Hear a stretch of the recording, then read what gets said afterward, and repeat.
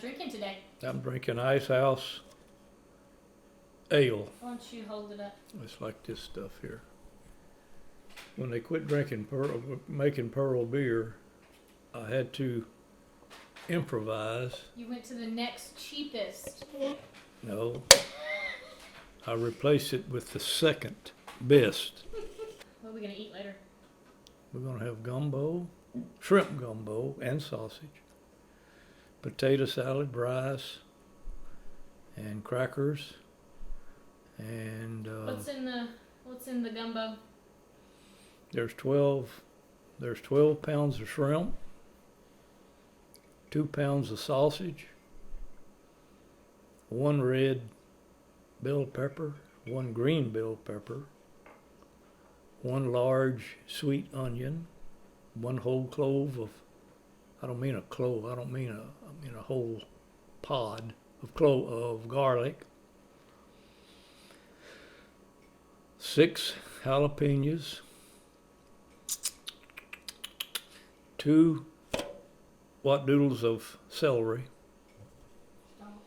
Stalk or bunches? Stalk, just a stalk. Just one. Yeah, the celery's pretty strong. You got to be careful with celery, or everything tastes like celery. And then I had black pepper, red pepper, Montreal steak seasoning, salt, parsley flakes, chicken broth. I used 3-quart containers of chicken broth and 1-quart container of beef broth. And what kind of sausage? Come from Market Basket, straight pork sausage made by Market Basket. Really good sausage. It really is good sausage. One thing Market Basket got that's good is sausage. At Highway 105 and Interstate 10. No, East X Freeway. How about your roux? My roux, it's a magical concoction that all of you little Cajun ladies out there would probably scorn at me for using it, but it is really good, I think. I just started trying it because it's, when you're making a damn gumbo and if you try to make your own roux, your whole house smells like roux for a week because you're burning flour and oil. So consequently, people go to that jarred roux, which is good. There's several of them on the market that's good. I like the dark when you buy it in a jar. But it's kind of hard to work with, and it's hard to gauge it. You can really overdo it quick, and then you got a fricassee versus a gumbo. And then you either have to start taking it out or just serve people fricassee. So you got to really be careful with that stuff. But I found this at H-E-B, and it is a powder. We can't hear you way over there, so you'll have to wait to talk. Now, I don't want none of you little Cajun ladies come fussing at me, but this stuff is magical. Tony Chachere's roux, and it's like flour, but it has all your seasonings in it, and you just sprinkle it, stir it, let it till you get your consistency that you want, allowing for your moisture out of your shrimp and other things that you got to allow for. And man, it is just great. Anyway, this is my 3rd gumbo with it, and my wife all but killed herself on the last one, so she is my judge, and it's been good. Okay, now What's the secret to a perfect gumbo? What's the when it's empty, but to making it, what's the secret to making it where it's empty, where everybody wants it?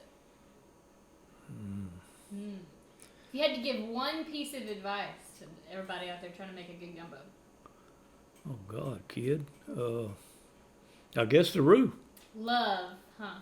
It's love. Love. Yeah, the tender touch of love. Yeah. But And honestly, though, your roux is your gumbo. And it can't be too salty. I feel like I No, go places and it's always too salty. Yeah, well, or the roux's burnt. Yeah, I've never eaten. The only place that is a comparable gumbo to what we call gumbo at a restaurant is at Larry's French Cajun Market. They make pretty good gumbo there. Their chicken and shrimp gumbo, pretty good. I can't say, but I have had gumbo when people call it gumbo, and I don't even know where they come up with. I have no clue what they got. You can't even eat it. How do you feel about okra and gumbo? Love it. I know you don't usually put it in there. In chicken gumbo, I do. Yeah. Oh, okay.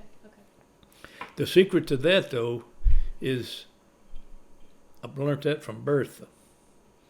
Bertha is who? My oldest sister. She's 96. And I was complaining about my okra in regards to it's roly, it's slimy. It makes your gumbo slimy, or anything you use if you don't do this. And I was telling her about it one day, and she said, "Well, Michael, just cut your okra the size you want it, and fry it for just a little while, and all of that slime will be gone. Put your okra in your gumbo, and you got a fine okra gumbo, and it really works good. You don't fry it long. You don't even want it to turn. You want it to stay green. Just get the moisture out a little bit. Pardon? Just fry the moisture out for just a second. just a little bit. And how do you feel about tomatoes in your gumbo? That's another thing I put. I put canned tomatoes in my gumbo. In that particular size gumbo, I put 2 cans, 16-ounce cans, and usually there's like these had celery, pepper, and there was something else in the tomato. Mm-hmm. And I put 2 cans in there. Okay. Of course, it depends on the size of your gumbo, what you put and what you don't put. Mm-hmm. Okay. Yeah, I put, and almost any seafood gumbo that either my old aunt's made or mother had tomatoes in them. I don't recall okra in them. Okra is usually put in chicken gumbo, normally. Okay. Good thoughts. How about where did this particular? So it's what day? What are we having this gumbo for? We're having this for Christmas Day Eve in 2020. And so every year we have a shrimp gumbo for Christmas Eve. That is the tradition. Today is the 35th gumbo for me. That you've made. Since Grandma quit. So why don't you tell us the story of where this gumbo came from, and how you got to be the maker of the gumbo. It had happened we just moved into this house. It's either 85 or 84. I'm just going to say 85 because that comes out to 35 years. And we were sitting here, Donna and I and the kids, Christmas Eve or Christmas Day, whatever it was we was going to eat. And my father-in-law calls out of the blue. He's not a very excitable man. He's pretty calm. But he was excited. Or he was in a tither. Like, what in the hell are we going to do? So he commenced telling me his mother, Grandma Latta, normally made the gumbo. And Grandma Latta was she came from Louisiana. She's a little fleur. She spoke fluent Cajun French. Mm-hmm. She was a bona fide 100% Cajun. And she could make anything. She's like Mother. She could cook a rock and you'd eat it. And it would be good. Anyway. And what was his father-in-law's name? So here comes old Buck on the phone, father-in-law. And can you come to the grandma's? I said, yeah, what's wrong? Well, we got a problem with the roux. I get there to grandma's, and Buck and Grandpa, and imagine Aunt Helen, some of the other people, mother-in-law, the worst person I know, mother-in-law. No, I'm just kidding. She's a good old gal. Anyway, and there the sink was, and what she had done, for whatever reason, she had poured her roux out of her iron pot into a plastic container, like a bowl, and this stuff is scalding hot. It just burnt a hole right through that plastic, and there all the roux is going down the sink, and there's no salvaging it because it's mixed with plastic. That probably wouldn't be very good. So there we were. I said, oh, shit. So Buck kind of took control of his mother, kind of, because she was distraught. Frazzled, yeah. Yeah, she was distraught. She was elderly. I mean, she was... Yeah, Grandma at that time, she was probably in her... You think she was in her 80s, Mama? Yeah, probably. Yeah. She had to be. So anyway, I made a roux, and we made the gumbo, and everything turned out. And from that Christmas to this one, I have been the Christmas gumbo guy. And I've made of the 35, probably 32 of them have been shrimp. I tried a couple of years with chicken, but people wanted shrimp on Christmas. So the recipe that you use, whenever, like that day when you went, or maybe you had watched her make it before, You talking about Grandma? Did she coach you making it? No, not Grandma, Mother. My mother when I was a kid. And when I got out of the service, she making gumbo. So that the gumbo that you make now, would you say that that's your mother's recipe, or that's your? I guess she would be your grandmother-in-law's. No, not from Grandma. I didn't watch her much. We just go there and eat. Mm-hmm. But with Mother, it was different because I'd help her in the kitchen. Me and Barbara, and everybody's in the kitchen doing something. So you pick stuff up. I would say this would be a concoction between Mother and myself. And, basically it's pretty much her gumbo. Pretty much.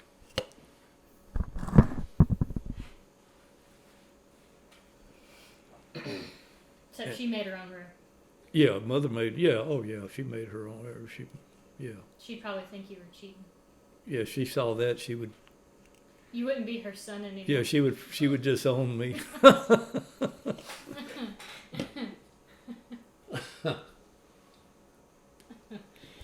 Well, let's wind back to today's Christmas Eve. Yeah. After Christmas. Yeah.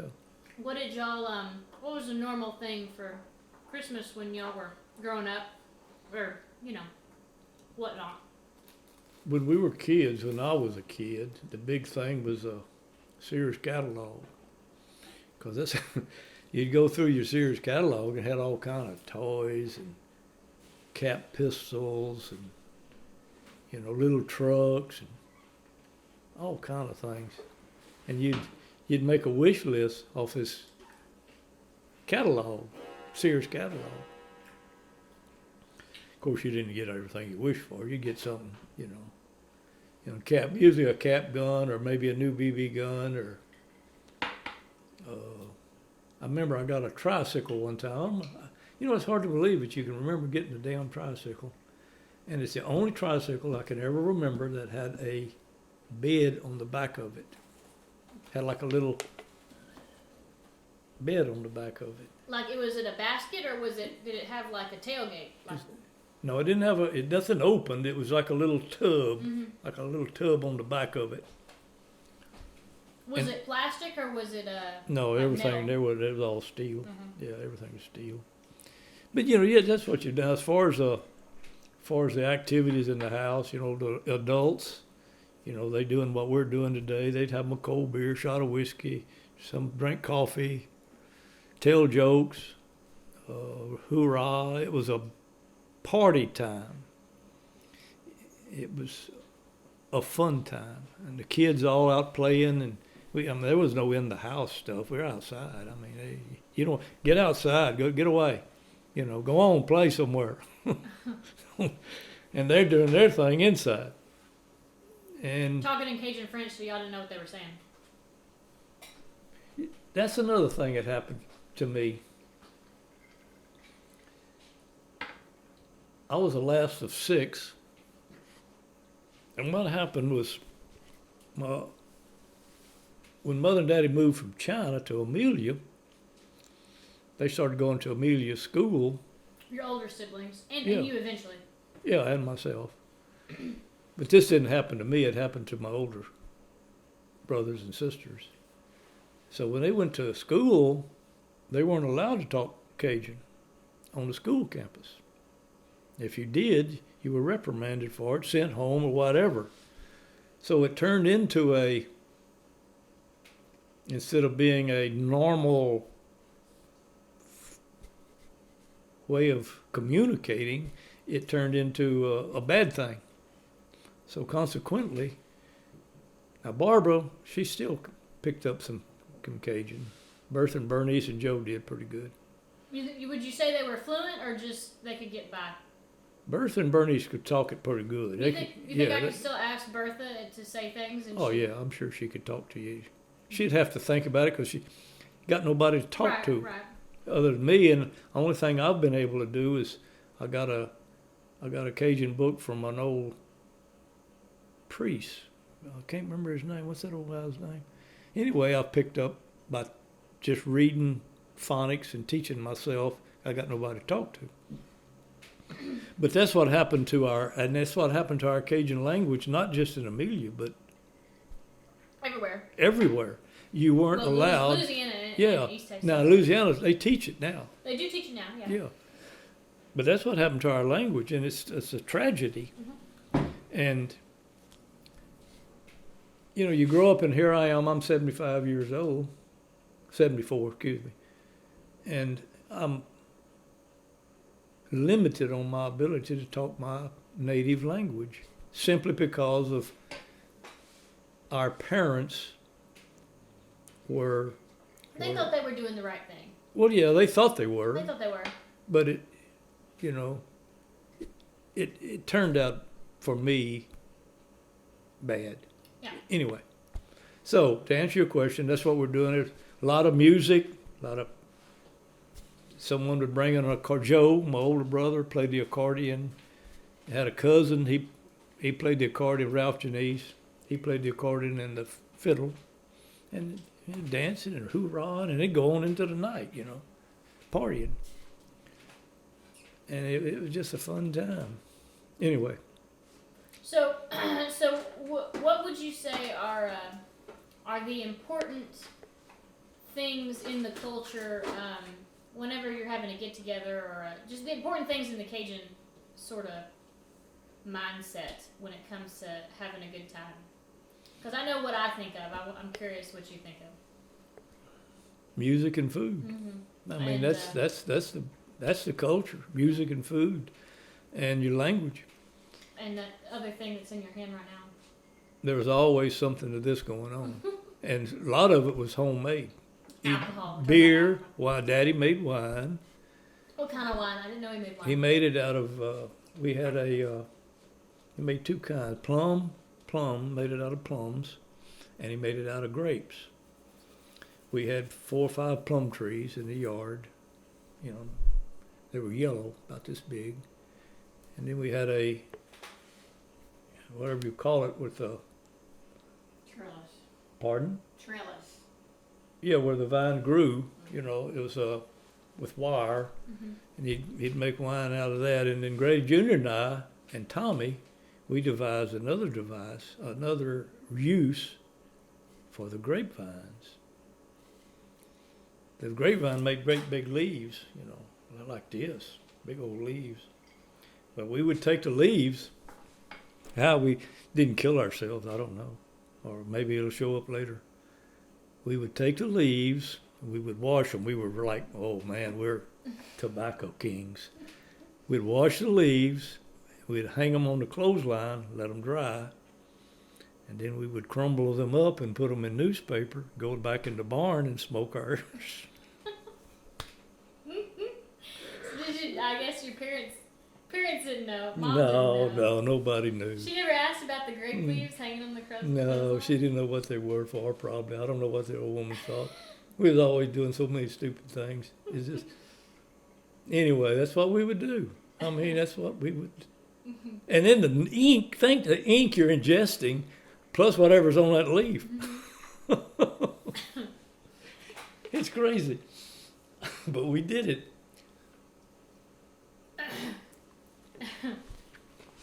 Anyway, whatever. Yeah, we'd go behind the barn and, oh, that was a big thing, man. We was cutting a fat hog in the ass. And that. Let's talk about, we've talked about alcohol, right? And then let's talk about coffee, because I feel like coffee is a big sort of thing. It was a big deal, and Mother and Daddy drank real coffee. They would buy Seaport Dark, okay? And it was black. And Daddy just drank it straight. Mother would mix it with cream and sugar. And my brother-in-law, that's why I call coffee Panther sometime, okay? Because when my brother-in-law would come over, Bertha's husband, Which husband? her first, What's his name? George Brady, Buddy. And he'd come over and get out of his old truck or whatever, come up on the porch. Mama, he called her Mama. Can you make us some of that Panther piss? That's what he called it. Talking to your mom. Huh? Talking to Mother, yeah. your mom. Mama, go make us some Panther piss. And she'd go make that damn, it was stout, boy. Anyway, but they drank a lot of coffee. They drank coffee in the mornings, mid-morning, afternoon. The British run the Cajun out of Nova Scotia in the mid-1700s. Not only but people just think they went to Louisiana, but they were displaced all up and down the Atlantic coast. Mm-hmm. Maybe some even as far as Mexico. I don't know. Well, somehow we ended up in Haiti. Somehow. Could have, yeah. That's where the Martel family in Louisiana comes from. And it was what it was a change of government after a war between England and France. And France was forced to give this land back to England or to England. And from what I understand, it was pretty good land, and so the British wanted it for their settlers. Exactly. And they said, y'all need to. Yeah, exactly. And so that not only everything they were so I have read that they were forced out of Nova Scotia with only what they could carry, basically. You know, all their belongings left, homes, everything. And then, of course, the British just moved in, took over, and went on about their business. Now, that's the story I get. And that's what history records. But your parents never talked about any of that. No. But it's probably because of their lack of education. Right. Your dad didn't know how to read, and your mom could only read I can never remember them mentioning anything. Speaking of, as far as history went, I mean, to speak of our grandparents or great-grandparents, that was about the limit. Mm-hmm. What they knew verbally, mm-hmm. Well, oral history is a big thing in the oral storytelling is a big thing in the Cajun tradition. Yeah, it is. It is, and it carries on. Of course, the only thing about oral is that it's subject to change without any way of confirming, referring back to the original. It's and then it changes here and it's changing. Before you know it, it's 180 out by the time it gets to you or me. Right. So that said, that's what I know of that my parents knew of. Where they came from. This historical event that you're speaking of. Yeah. Okay. Yeah. Okay. And the only thing that I can recall that they ever talking about was, you know, Louisiana, their parents, their grandparents, and of course our relatives stemming from that. Talking about pranks, why don't you talk about the whiskey that y'all... The what? The whiskey that y'all would hide from a certain person. That was from Uncle Grady. That was Daddy's baby brother. And he drank Old Crow whiskey. That was his first go for. He drank any kind of whiskey. From us on the opposite side of the street. We was at 1310 Amelia. They lived at 1375 Amelia. So they was on the opposite side of the street, 2 houses down. And he had a big garage, big barn beside his home where like a workshop thing. And that's where he'd hide it. Because Tonagat wouldn't allow him to. Who's Tonagat? His wife?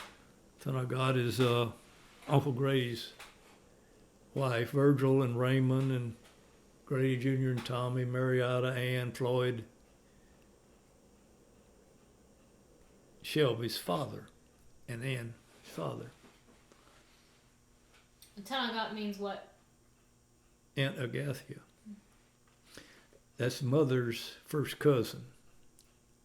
Her father. Let's not get into all that. Oh. Her father and Grandpa were brothers. We're related a lot. Yeah. There's a lot of overlapping layers. We liked this. So anyway, Uncle Grady, when he... So wait. Tonagat didn't... His wife, Tonagat, did not like Uncle Grady drinking. No. She disapproved wouldn't allow it in of the house. The whiskey. No, or whatever. She didn't want it in the house. For whatever reason. I don't know if, Uncle Grady acted an ass when he got drinking or... Didn't matter. That's their business.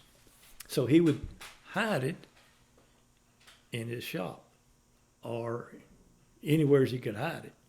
So we would find it. Who's we? Grady Jr. and Tommy. So Grady Jr. and Tommy are his sons, and you are his nephew? Correct. Yeah. So, but we would never drink it because we didn't want an ass whipping if they smelt it on our breath. But we would move it where when he come to look for it, it wasn't there. And we would go across the street in Mr. Bagley's pasture and hide at the fence line and watch him look for it.